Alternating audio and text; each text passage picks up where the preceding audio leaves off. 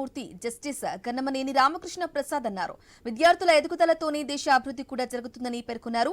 గుంటూరు జిల్లా వడ్లమూడి విజ్ఞాన్స్ యూనివర్సిటీలో విద్యాలు సాధించిన విద్యార్థుల తల్లిదండ్రులకు సత్కార కార్యక్రమం నిర్వహించారు. కార్యక్రమాన్ని జ్యోతి ప్రజ్వలన చేసి ప్రారంభించారు. విద్యలో నైతిక విలువలు లేకపోతే సమాజానికి ఉపయోగపడదని హైకోర్టు న్యాయమూర్తి తెలిపారు. పూర్వం కథల రూపంలో నీతి పాఠాలు బోధించేవారని, ప్రస్తుతం ఆ పద్ధతిలో విద్యా వ్యవస్థ తగ్గిపోయిందని విచారం వ్యక్తం చేశారు. The sacrifice which your parents have done, it is immeasurable. It cannot be measured. It cannot be valued at all. Even every rupee of their contribution, their sacrifice, is not equal to even crores of rupees.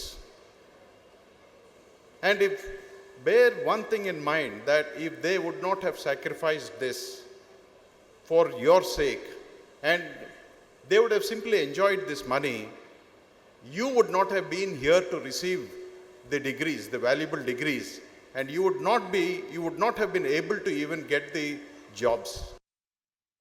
చాలా మందికి అనుమానం ఏంటంటే మా వాడికి EAMCET rank సరిగ్గా రాలేదు, వీడి జీవితం ఏమవుతుంది, మా వాడికి ఇంటర్మీడియట్లో సరిగ్గా అంత అనుకున్నంత రాలేదు, ఏమవుతుంది జీవితం, సో మా వాడికి ఈ ప్రాబ్లం ఉంది, ఎట్లా అవుతుంది, సో ఎందుకంటే ఎంసెట్లో ర్యాంక్ రాకపోతే వాడి జీవితానికే పనికిరాడని చాలా ఇంటర్మీడియట్ కాలేజీల వాళ్ళు చెప్పడం అలవాటుతో ఆ బాధతో మీరు ఇక్కడికి వచ్చి కూర్చున్నప్పుడు నేను చెప్పాను ఏమని, మీరు ఈ రోజు నుంచి ఆ బాధ మర్చిపోండి, బాధపడబాకండి, మా చేతుల్లో పెట్టారు, మేము ఈ 4 సంవత్సరాల్లో వీళ్ళని తీర్చిదిద్ది ప్రయోజకులుగా చేస్తామని మాట ఇచ్చాం.